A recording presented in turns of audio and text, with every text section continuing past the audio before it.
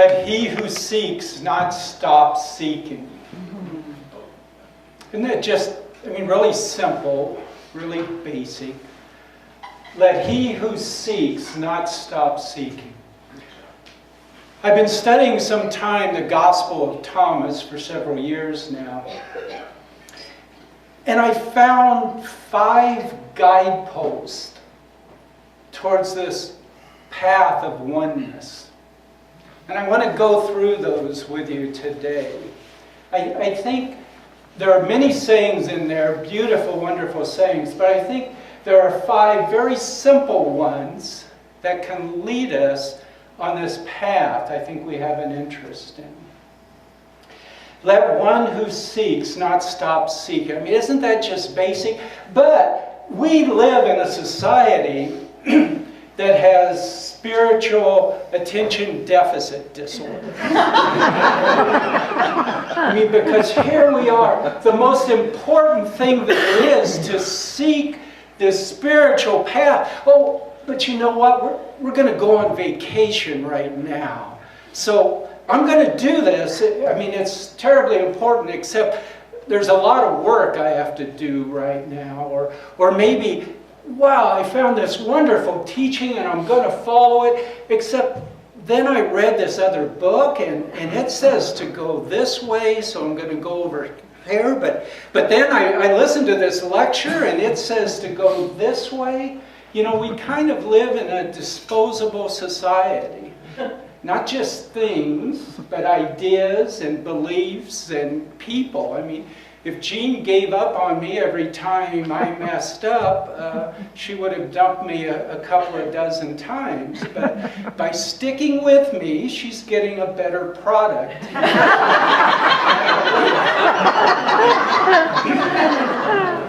And so, that one who seeks not stop seeking. It sounds simple, but it tells us what we need to do. If you're going to do this, you've got to make a commitment. You've got to stick with it. Because for most of us, it's not going to come easy. It's not one of these, 3-week kinds of courses. You take it and then it's done with. This is a lifelong type of search. Do not stop seeking. But why is it that we need to seek to begin with? And then the Gospel of Thomas, these are quotations from the Master Jesus, of course. And it says, on the day you were one, you became two. On the day you were one, you became two. Now, what does that tell us? It tells us that there was a time when we were one. When we were one with all things. When we only recognized that oneness.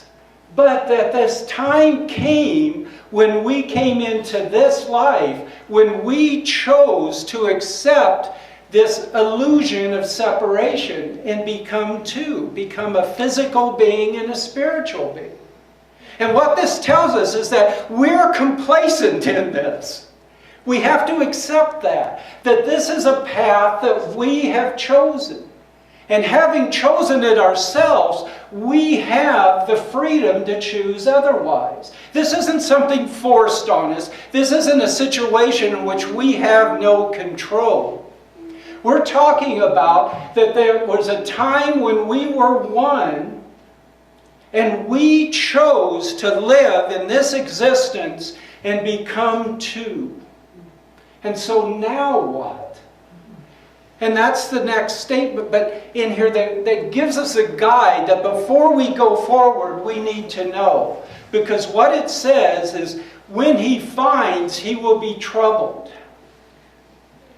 When he finds, he will be troubled. And when I read this, and I read the Gospel of Thomas several years ago, and have been studying it, I said, well, who knows what the heck this means? Probably got thrown in there by mistake, and I set it aside, and I studied lots of other things. But I said, we're talking about spiritual truth. How can you say when we find spiritual truth, we're going to be troubled? That makes no sense. That's supposed to be harmony and love, and you've got everything when you find it. but it has to do with this path.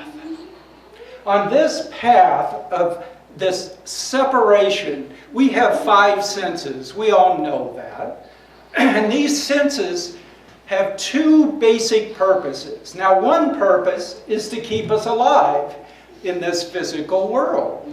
You know, if there's danger coming, we can hear it, we can see it. If something's hot and we touch it, we can feel it.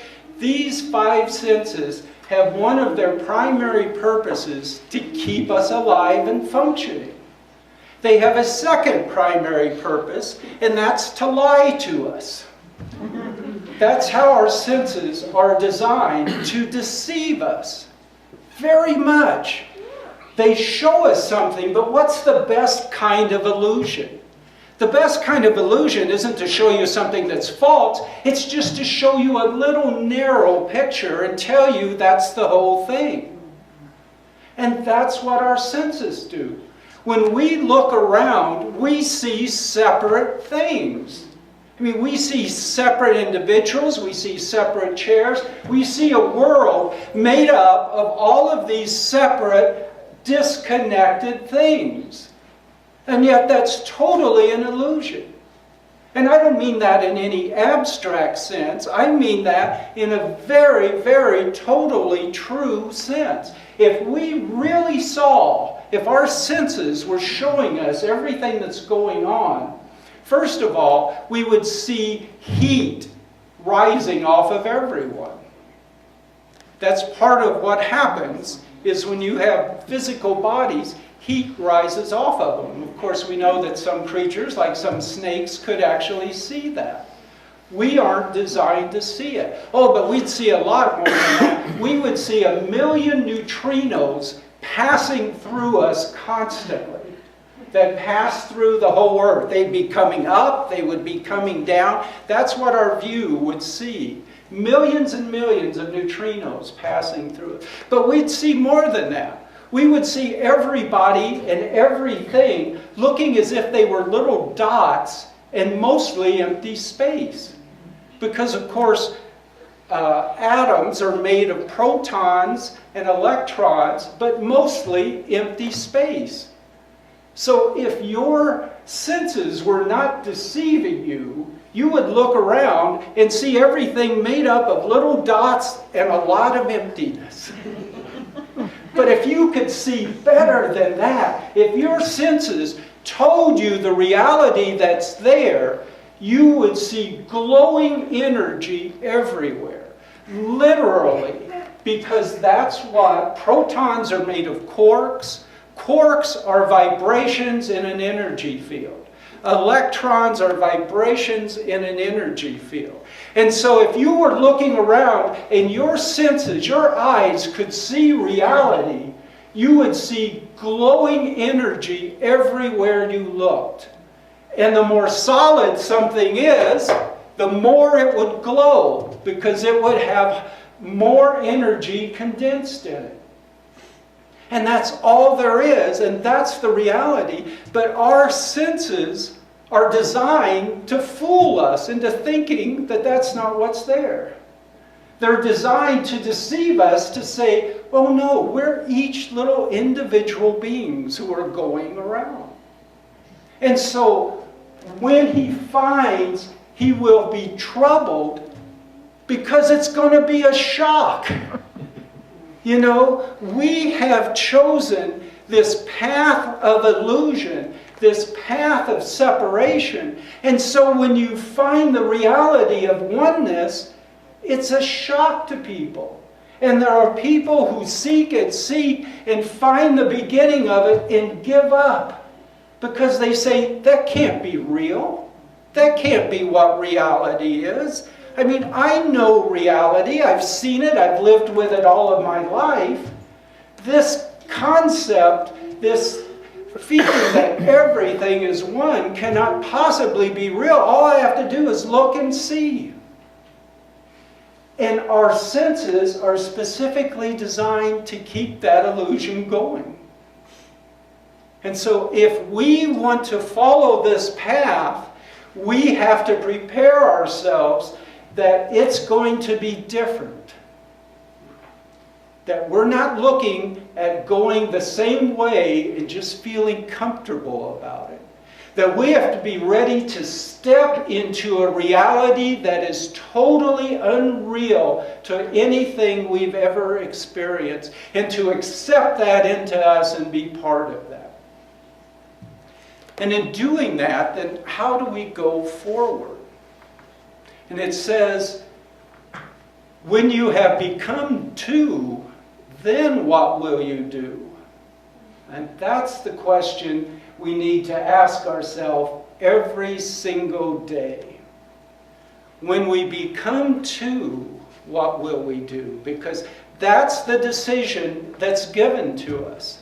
Every day we have that. Every minute we have that. Because you see, there is this great cycle.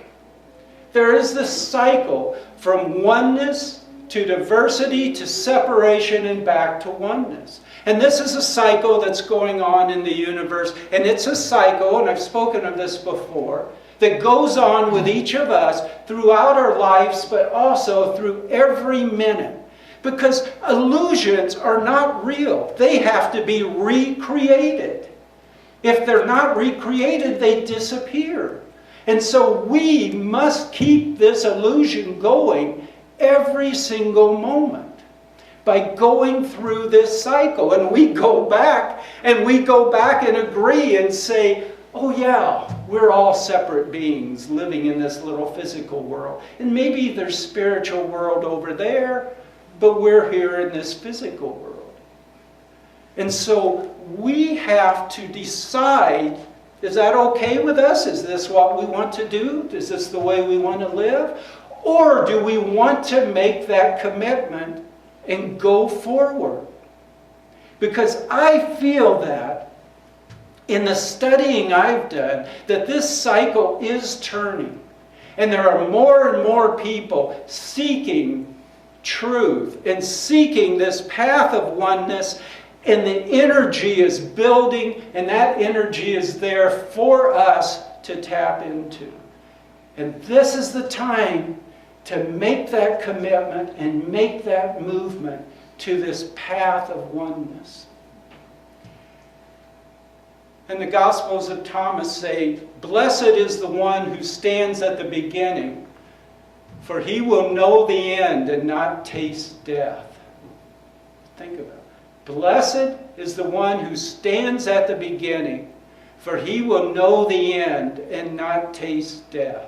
So that is that guidepost telling us, if we want this path of oneness, we have to go back to that beginningness inside us. Not a beginning 14 billion years in the past.